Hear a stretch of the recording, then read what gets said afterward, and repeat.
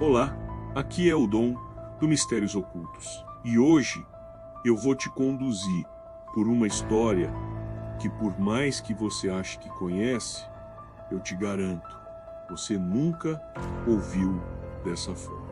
Porque existem filmes e existem obras que sacodem o que entendemos como realidade, um testemunho do poder de Deus.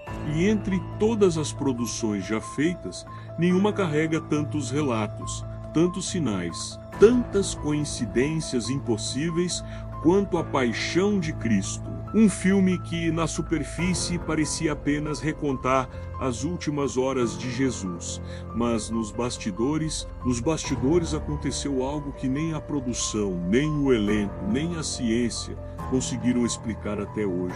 Eu te aviso, o que você vai ouvir agora não é ficção, são fatos vividos, testemunhados e registrados por quem estava lá.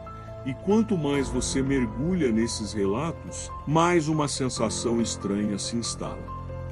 Tem algo que não deveria ter acontecido. E mesmo assim, aconteceu. Tudo começou quando Mel Gibson anunciou que não faria um filme comum. Nada de filtros suaves, nada de suavizar a violência, nada de transformar as últimas horas de Cristo em poesia visual. O que ele queria era reproduzir cada detalhe com fidelidade. Cada dor, cada golpe, cada lágrima, cada suspiro. E isso, para alguns, significava abrir uma porta que talvez fosse melhor manter fechada. Desde o início, o clima no set tinha algo peculiar. Os atores comentavam que o ar parecia pesado. Figurantes relatavam sensações de arrepio sem motivo, e técnicos diziam que equipamentos falhavam apenas quando certas cenas começavam. Mas ninguém imaginava o que ainda estava por vir. O papel mais pesado caiu sobre Jim Caviezel, e eu, Dom do Mistérios Ocultos, vou te dizer: poucos atores na história do cinema sofreram tanto quanto ele. Para a famosa cena de flagelação, a equipe preparou tudo para ser seguro. Placas presas às costas, chicotes controlados, marcações milimétricas. Mas no momento em que as câmeras começaram a rodar, algo saiu do plano. O ator que manipulava os chicotes perdeu a mira, e uma das chicotadas atravessou o ar e rasgou as costas de Jim de verdade. O som que saiu dele não foi atuação, foi dor pura, humana, incontida. Ele tentou continuar, mas então outra chicotada acertou o mesmo ponto, com ainda mais força. E aí vem o detalhe que ninguém explica. Os acidentes só aconteciam quando a cena envolvia sofrimento real de Jesus. Nunca antes, nunca depois. Sempre ali. Um técnico comentou posteriormente que naquele dia a atmosfera parecia carregada, como se emoções antigas, memórias ou algo mais profundo estivesse sendo reencenado não só pelos atores, mas pela própria energia do lugar. A cruz usada nas gravações foi projetada para pesar 68 quilos. Pesada, mas possível de carregar. Mas Jim afirmava repetidamente que havia dias em que ela parecia pesar muito mais. E não era apenas uma sensação.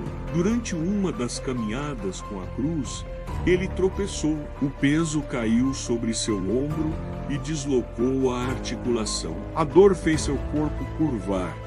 E aquela cena, menos aquela expressão de sofrimento absoluto, entrou no filme. Os figurantes que carregavam as cordas atrás dele relataram a mesma coisa. O peso mudava, de repente e sem razão. Alguns acreditavam que era psicológico, mas outros achavam que era espiritual. Mas havia algo mais ali, com certeza, que ninguém podia explicar. Os relatos eram consistentes. A cruz vibrava na mão como se estivesse viva. Eu te pergunto, como um objeto inanimado parece ganhar peso? Como madeira muda de vibração? Como um símbolo tão poderoso poderia permanecer apenas no campo físico?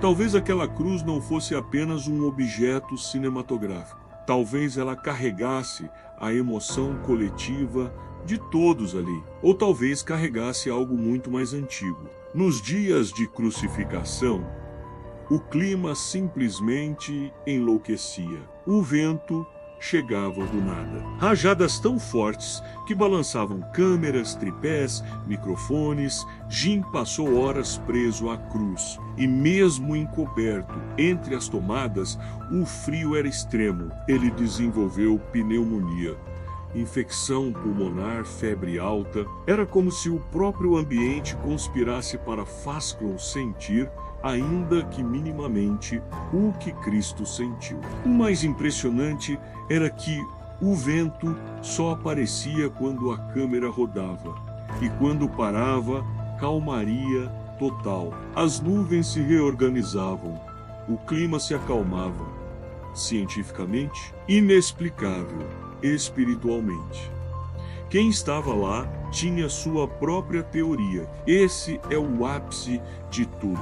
E se prepare, porque esse relato ultrapassa qualquer coincidência. O primeiro atingido foi John Micallef, um assistente do set. Ele segurava um guarda-chuva de metal quando a descarga caiu. Foram queimaduras leves nos dedos menos, mas isso era apenas o prelúdio. Dias depois, enquanto Jim estava sozinho em posição, aguardando o início da fala, ele sentiu algo, uma energia subindo pelos pés.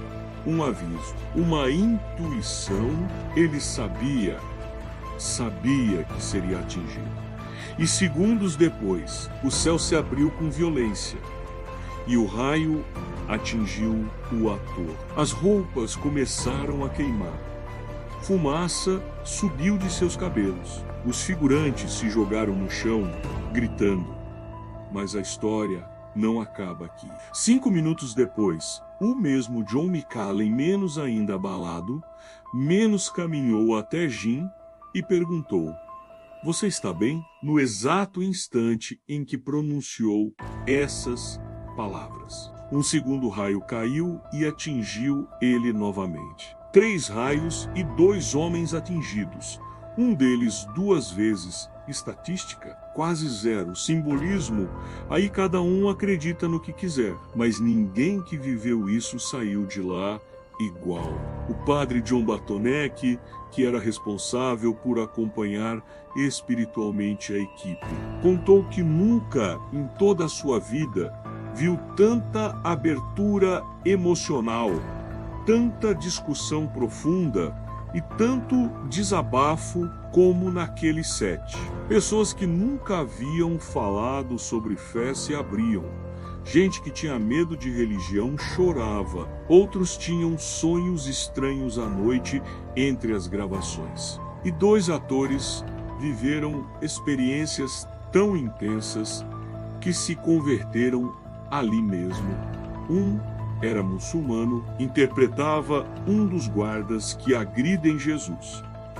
Após filmar cenas emocionalmente pesadas, ele procurou o padre em lágrimas, dizendo que algo o havia tocado profundamente. O segundo era Luca Leonello, intérprete de Judas.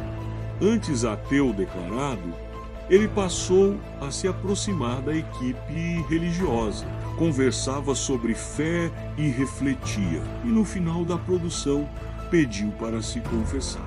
Ambos afirmaram que algo inexplicável estava presente naquele lugar, algo que não se via, mas se sentia. Esse mistério é, talvez, o mais assustador. Vários membros da equipe relatavam ver um homem vestido com roupas de monge caminhando entre as rochas, entre os cenários, entre os equipamentos. Ele não falava. não olhava para ninguém e desaparecia do nada. Quando perguntaram a direção sobre o figurante, veio a resposta: não existe nenhum figurante aqui com essa roupa. Ele nunca aparece nas gravações. Nunca foi registrado por nenhuma câmera. E mesmo assim, dezenas juraram que o viram. O que era essa figura? Um erro coletivo? Uma miragem? Ou algo que só aparece quando quer? Quando Jim Caviezel aceitou o papel, Mel Gibson olhou para ele e disse: se você fizer isso, talvez sua carreira nunca mais seja a mesma. E ele estava certo. Por muito tempo, Jim deixou de receber convites. Foi evitado, foi deixado de lado. Ele mesmo afirmava: as pessoas não queriam contratar alguém que interpretou Jesus, mas ainda assim, ele nunca se arrependeu. E sempre repetia: algumas histórias não são interpretadas. Elas são vividas. Quando as gravações terminaram, muitos respiraram aliviados e outros sentiram saudade. E alguns confessaram sentir medo, porque aquele set não era um set comum. Havia uma atmosfera que parecia reagir ao que era gravado. O clima mudava, a energia mudava, as pessoas mudavam, e isso fica na memória de quem viveu. Hoje, olhando para tudo isso, eu te faço uma pergunta. Será que esses acontecimentos foram apenas coincidências? Acidentes? Fenômenos naturais? Ou será que, ao tentar recriar a dor, o sacrifício e o último suspiro de Cristo, eles acabaram tocando algo que vai muito além do cinema? Eu sou o Dom, e esta foi a nossa história verdadeira, um testemunho para o mundo do tamanho do poder de Deus.